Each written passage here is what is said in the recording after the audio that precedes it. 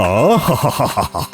আকাশে বাতাসে বেশ একটা পুজো পুজো গন্ধ, মনটা যেন চনমন চনমন করছে। সে তো আপনার মুখ চোখ দেখেই বোঝা যাচ্ছে মহারাজ। আশ্বিনের শারদ প্রাতে মহারাজ যেন ঝলমলং ঝলমলং করছেন। মহারাজকে হাসতে দেখে আমারও মন কেমন নাচানাচি করছে। বলো কি, তবে তো ঢাকের তালে তালে একটু নেচে ফেললেই হয়। এই বয়সে নাচ বলেন কি মহারাজ? ব্যাপারটা একটু চাপের হয়ে যাবে না? কোমর দুলাতে গিয়ে কোমর ভাঙলেই তো চিৎপটাং। এই নাচের বদলে গান হলে না হয় একবার চেষ্টা করে দেখতে পারি। সুরে তালে ভরবে কান, পুজোয় মোরাও গাইব গান। বেশ তো, গান বাজনা সেসব না হয় হবে। পুজোর ছুটিতে ভালো করে রপ্ত করে নিয়ে বেশ জাঁক জমক করে বিজয়া সম্মেলনী করা যাবে। আহা, ছুটি ছুটি ছুটি, খাবো গরম গরম রুটি। কিন্তু কবে থেকে ছুটি পড়বে সেটাই তো বললেন না মহারাজ। সেটা নিয়েই তো আলোচনা করব ভাবছি, কিন্তু কি কোথায় কি? ওই যে গোপালের মুখে কোনো কথা নেই। বাইরে আশ্বিনের মেঘ ভাসলেও গোপালের মুখে যেন শ্রাবণের কালো মেঘ। অতি আশ্চর্য! পুজোর সময় তো অন্তত হাসি খুশি থাকতে পারো। কি করে হাসি খুশি থাকবো বলুন? না আমার মন্ত্রী মশাইয়ের মতো উপরি আছে, আর না আছে পুজো করার জন্য আপনার মতো সাম্মানিক। আহা, এই কি যন্ত্রণা! তবু যদি মহারাজ পুজোর সময় কিছু ভাতা দেওয়ার কথা ভাবতেন, তবে না হয় নড়ে চড়ে বসতাম। কিন্তু মহারাজ তো তার নামগন্ধও করছেন না। হ্যাঁ, মানে দিলেই হয়, কিন্তু দিই কি করে বলো তো? মহারাজ চাইলেই ঠিক একটা ব্যবস্থা হয়। বলে তো ভালোই হয়। কি করে হয়? একই পুজোর খরচ, এরপরে ভাতা দিলে কোষাগারে চাপ পড়ে যাবে যে। তাই পুজোর ভাতার উপরে কাঁথা চাপা, তাই তো মহারাজ। আহা, চাপাচুপির কথা এখন থাক না, তার চেয়ে সবাই হাতে হাত লাগাও বরং, আর যাকে যা দায়িত্ব দেওয়া আছে সেটা পালন করো, যাতে পুজোটা সুষ্ঠুভাবে মেটে। কত কি ভাবলাম, এই সবটাই ঘেটে গেল যে। কি হবে? কেন? পয়ে পুজো হবে আর ছয়ে ছুটি হবে। দূর দূর যাও, বা একটু বাড়তি কিছু পাওয়ার আশা দেখা দিয়েছিল সেটাও চলে গেল। পুজোর মেজাজটাই চটকে চচ্চই হয়ে গেল একদম।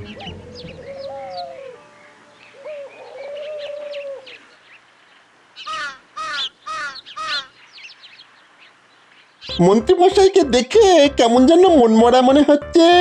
এখন কি তবে কথাটা পারা ঠিক হবে? তোদের আবার কি হলো? খামোখা বিড়বিড় না করে ঝেড়ে কেসে বিদায় হ দেখি। না না, তেমন কিছু নয়, আসলে পুজো তো এসেই গেল। তাতে কি হলো? হওয়ার আর কি আছে?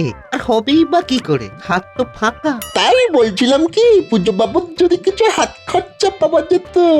হাত খরচ? বলিস কি? মহারাজকে বললে মহারাজই হাত উল্টে দিচ্ছেন, আর আমি তো কোন ছাড়। ভাতার কথা বললেই মহারাজ উল্টো দিকে হাঁটা লাগাচ্ছেন। কি যে বলেন মন্ত্রীমশাই, আপনার আবার ভাতা লাগে নাকি? এটা সেটা থেকে এক হাতা সরিয়ে দিলেই তো আপনার হয়ে যাবে। সেটা অবশ্য তোরা খুব একটা ভুল কিছু বলিসনি, তবে দেখিস কথাটা যেন পাঁচ কান করিস না। আর এইভাবে আমার যদি কিছু হয় তবে তোদেরও না হয় হাতে কিছু গুজে দেব। ব্যাস ব্যাস, তাহলে আমরাও মুখ বুজে থাকবো।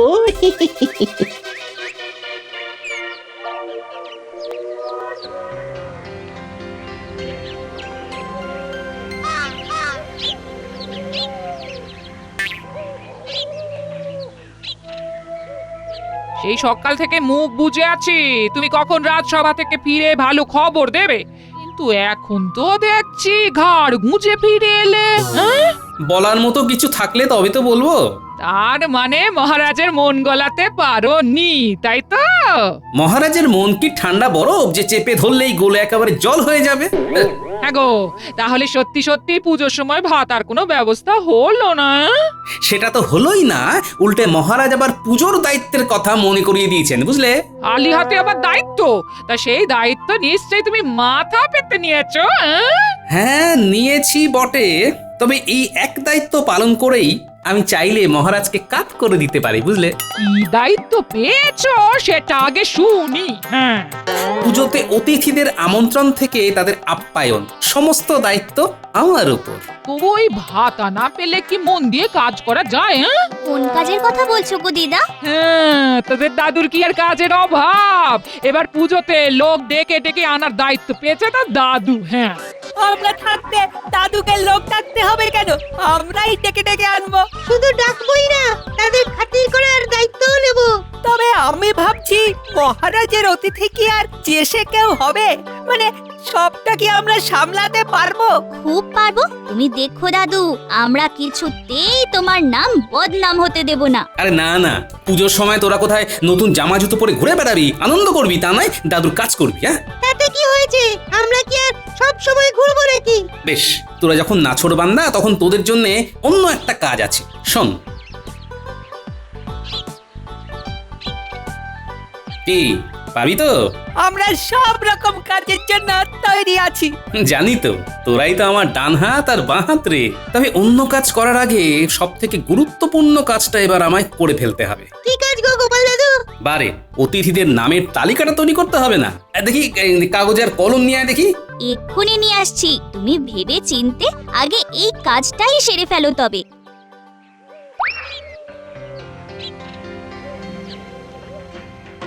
চলো মন্ত্রী, এখন এক চক্কর ঘুরে দেখি কেমন কি প্রস্তুতি চলছে। প্রস্তুতি তো তুঙ্গে মহারাজ, পুরো ব্যাপারটাই আমার তত্ত্বাবধানে হচ্ছে তো। তাই নাকি? তবে তো দেখতেই হচ্ছে। কি মহারাজ? ওই যে তোমার তত্ত্বাবধানে সবাই কেমন গুছিয়ে কাজ করছে। কাজে ফাঁকি দিলে তোমাকে কিন্তু আমি ছাড়বো না। এই মরেছে, যেচে আবার নিজের বিপদ নিজে ডেকে আনলাম না তো। ওই তো, ওই দেখুন মহারাজ, সেনাপতি কেমন নিজের কাজে লেগে পড়েছে। দর্শনার্থীদের ভিড় সামলাতে এখন থেকেই তৈরি হয়ে নিচ্ছে।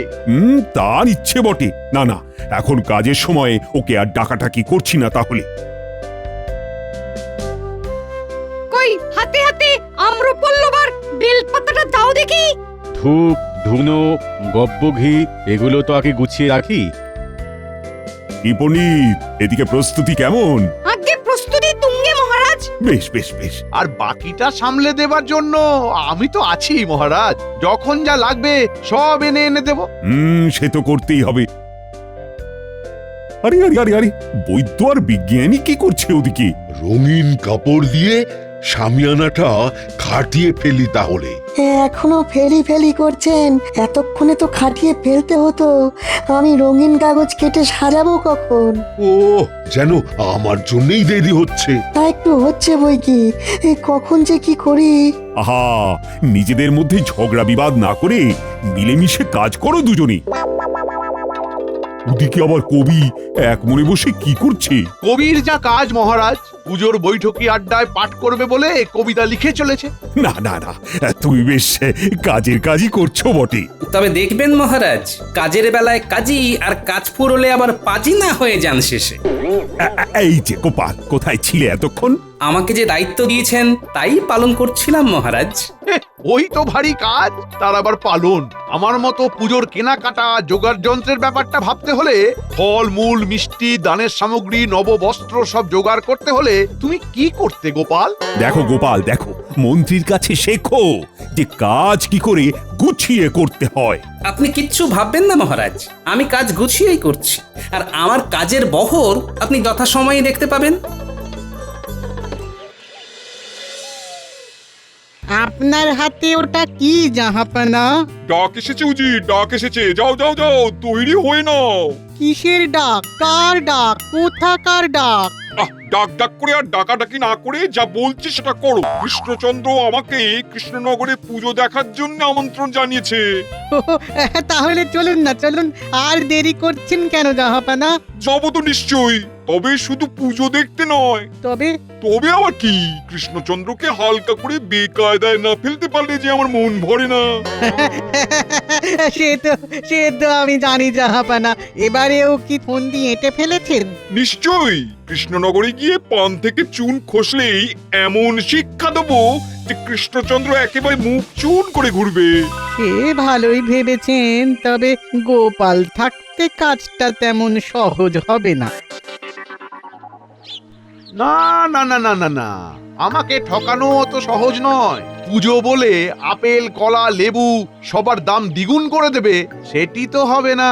কি বলছেন মন্ত্রী মশাই? আমি তো ন্যায্য দামই বলেছি। কোন জিনিসের কি দাম আমাকে শেখাতে এসো না। আগে ভালো জিনিসের তো ভালো দাম হবেই। তাহলে অত ভালো জিনিস নেওয়ার কি দরকার? কম করে নেব আর কম দামে নেব, না হলে আর আমার পর্দায় পোষাবে কি করে? হ্যাঁ, কি বুঝলে?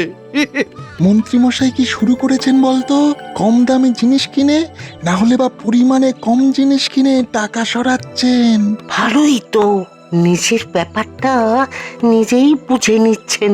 তবে মন্ত্রীমশাই এভাবে যত মালকুড়ি সরাবেন আমাদের তত লাভ। সে তো জানি, তাই তাই মন্ত্রী মশাইয়ের পিছন পিছন এইভাবে ঘুরঘুর করছি। দেখছিস মন্ত্রী মশাইয়ের কাণ্ড কারখানা? কোনো না কোনো বাহানাতে খরচা কম করে নিজের ট্যাঙ্ক ভরছেন। এই জন্যই তো গোপাল দাদু মন্ত্রী মশাইকে চোখে চোখে রাখতে বলেছে।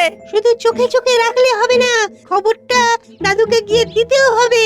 হ্যাঁ হ্যাঁ, চল, আর দেরি করাটা ঠিক হবে না। নবাব আসছেন, বর্ধমানের রাজা আসবেন বলে কথা দিয়েছেন। খাম্বাজ রাজা আর মন্ত্রীরও আসার কথা। হ্যাঁ হ্যাঁ হ্যাঁ, আর কাজ কি তোমার? একবার করে তালিকা বানাও, একবার করে কেটে ফেল। তুমি কথায় কথায় এভাবে রেগে যাও কেন? হ্যাঁ, রাখবো নয় তো কি নেচে নেচে গান শোনাবো তোমায়? বলি বসে বসে ওই তালিকা বানালে মহারাজের কাছ থেকে ভাতা জুটে যাবে তো? হ্যাঁ, ভাতা জুটুক না জুটুক, মহারাজ যে ঢোক গিলতে বাধ্য হবেন সেটা নিশ্চিত করে বলতে পারি গিন্নি। আমরাও বলতে পারি দাদু। তোরা আবার কি বলবি রে? কেন, ওই যে মন্ত্রী মশাই পুজোর কেনাকাটার নামে মাল করি সরাচ্ছেন। বলিস কি? তাহলে যা ভেবেছিলাম ঠিক তাই। মন্ত্রী মশাইয়ের কাজ করব আমরা নিজের চোখে দেখে এসেছি। বেশ, তবে তোরা পুজোর কদিন খুব হই হই আনন্দ করে নে, বুঝলি? আর তুমি আনন্দ করবে না? করবো তো, তবে তার আগে মন্ত্রী মশাইকে ওরই পেঁচে ফেলে ঠান্ডা করব।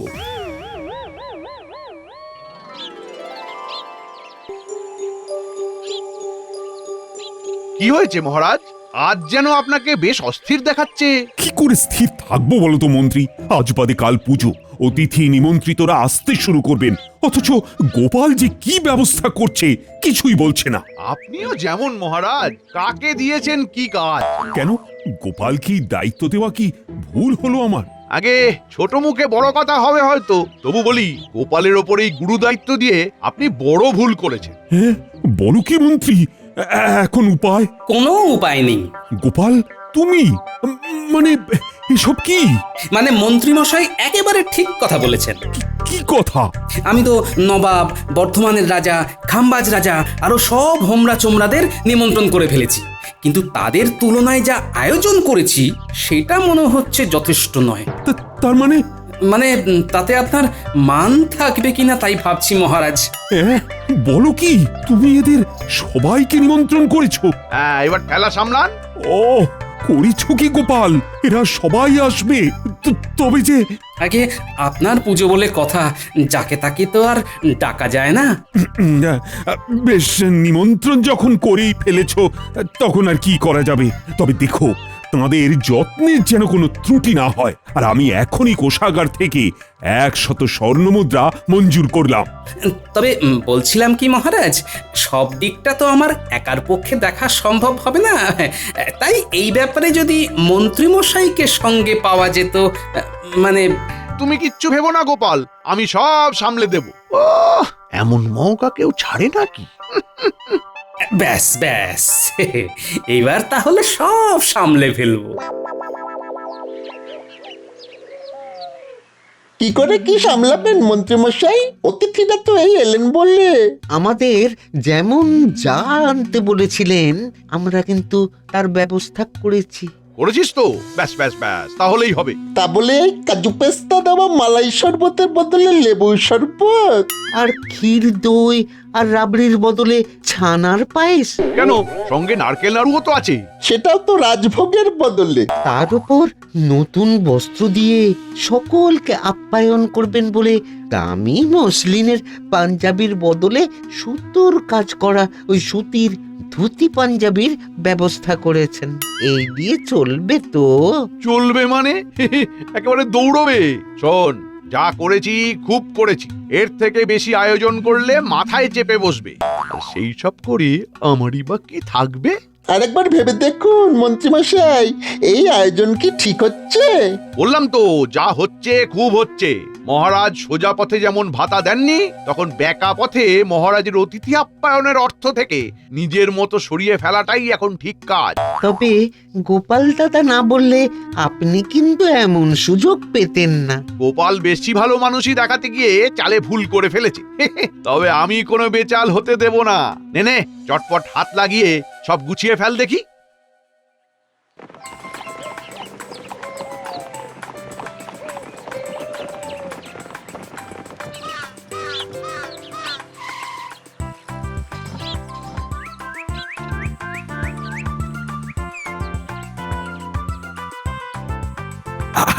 আসুন আসুন, আমার কি সৌভাগ্য, সবাই একসাথে এসেছেন আমার রাজ্যে। তোমার নিমন্ত্রণ পেয়ে আমি আর একটুও দেরি করিনি। বুঝলেন নবাব, আমার এই গোপাল না থাকলে এত তাড়াতাড়ি সব বন্দোবস্ত হতোই না। চলুন চলুন জাহাপানা চলুন। হ্যাঁ, আসুন আসুন।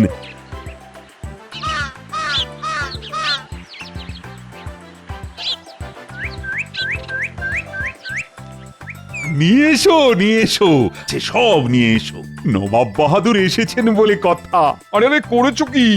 করে অতিথিদের জন্য জল মিষ্টি নিয়ে আসার কথাটা কি তোদের বলে দিতে হবে?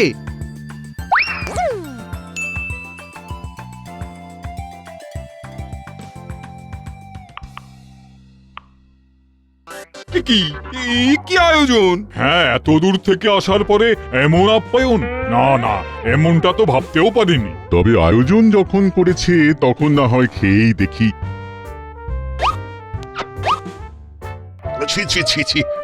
এসব আবার মুখে দেওয়া যায় নাকি? নারকেল নাড়ু কতদিন খাইনি আমি। খাও খাও খাও, পেট ভরে নাড়ু খাও আর কৃষ্ণনগরের সভায় ঝাড়ু দাও। কেন যে আসতে গেলাম এখানে। তোমার মনে মনে তাহলে এই ছিল কৃষ্ণচন্দ্র? ছি মন্ত্রী, তোমার জন্য যে আমার নাক কাটা যাওয়ার উপক্রম হলো, সেদিকে খেয়াল আছে? হ্যাঁ, আমি তো মহারাজ মানে একেবারে নিজে দাঁড়িয়ে থেকে মানে একেবারে। থামো, তোমাকে আর মানি করে জিভ কাটতে হবে না। যা করেছো খুব করেছো। মহারাজের মনের কথা তাহলে বুঝেছেন নবাব বাহাদুর? কি বলতে চাইছো নাকি গোপাল? আসলে এই যে আয়োজন দেখছেন, এটা মহারাজেরই মনের ইচ্ছে। তার মানে কৃষ্ণচন্দ্র জেনে শুনে? না না, জানিয়ে শুনিয়ে ঢাক ঢোল পিটিয়ে নয়। তবে মহারাজ খুব সাধারণভাবেই সর্বসাধারণকে উৎসবের দিনে বিভিন্ন সময়ে জল মিষ্টি আর বস্ত্র বিতরণ করেন। আপনাদের মতো অতিথিদের তারই নমুনা দেখিয়েছেন মাত্র। এই কথা আগে বলবে তো। সত্যি আমরা শুধু ওকে ভুল বুঝলাম। তাহলে তো ঠিকই আছে, প্রজাদের কথাও তো ভাবার দরকার আছে। তবে এখানেই শেষ নয়, অতিথি আমন্ত্রিতদের জন্য রাজকীয় ব্যবস্থাও করা হয়েছে মহারাজের পক্ষ থেকে। তাই বলো, না হলে যে সবটাই ফাঁকি হয়ে যাচ্ছিল মনে হচ্ছে। আছে আছে, খাওয়া পড়ার এলাহি আয়োজন আছে।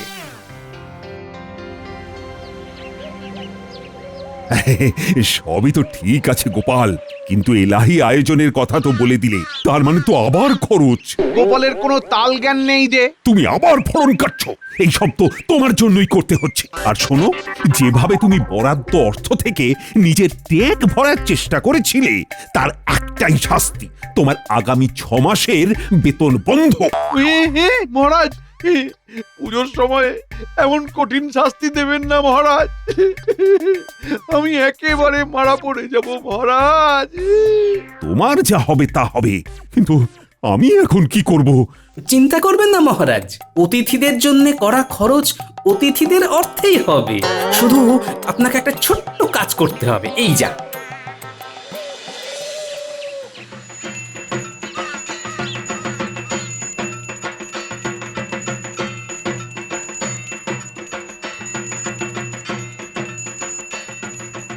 পুজোটা বেশ জাঁকজমক করেই হচ্ছে দেখছি। শুধু জাঁকজমক নয়, সঙ্গে নিষ্ঠাও আছে জাহাপনা। সাধে কি আর আমি কৃষ্ণনগরের আমন্ত্রণ গ্রহণ করেছি?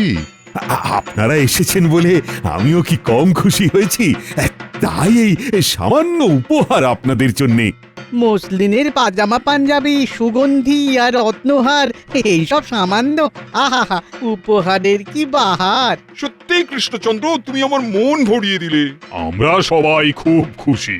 পুজোর দিনে আপনাদের মতো সব মহান অতিথিদের বরণ করে নিতে পেরে আমিও ধন্য। তবে কে কত মহান সে তো তার দান ধ্যানের দ্বারাই কিছুটা আন্দাজ পাওয়া যায় মহারাজ। জাহাপানা, দান ধ্যানে যে আপনিও কিছু কম যান না সেটা এবার দেখিয়ে দিন তাহলে। আপনি যে মহান সেটা দেখানোর এই সুযোগ রাজামশাই। আমি তো আগে থেকেই স্থির করে রেখেছিলাম পুজো উপলক্ষে আমি 100 স্বর্ণ মুদ্রা দান করব। এই আনন্দ উৎসবে আমি 1000 মোহর দিলাম। 500 মোহর আমিও দান করলাম গরিব দুঃখীদের কল্যাণে। দেখুন মহারাজ, আমার এক টোটকায় নবাব সহ বাকিরা কেমন নড়ে চড়ে বসেছে। নিজে থেকেই মোহরের থলে বের করে দিচ্ছেন। হলো কি না মাছের তেলে মাছ ভাজা? সত্যি গোপাল, তোমার বুদ্ধির তুলনা হয় না। তবে একটু ভাবুন মহারাজ, নিজের মান সম্মান বজায় রাখতে আপনিও অতিথিদের জন্য এত অর্থ বরাদ্দ করতে পারেন, অথচ সভাসদদের জন্য পুজোর ভাতা দিতে পারেন না। ঠিকই বলেছ গোপাল, আমি নিজের ভুল বুঝতে পারছি। তাই এখনই ঘোষণা করছি যে আমিও আমার সভাসদদের পুজোতে বিশেষ ভাতা দেব। কি খুশি তো? একেই বলে শেষ ভালো যার, সব ভালো তার, সবই মা দুর্গার কৃপা।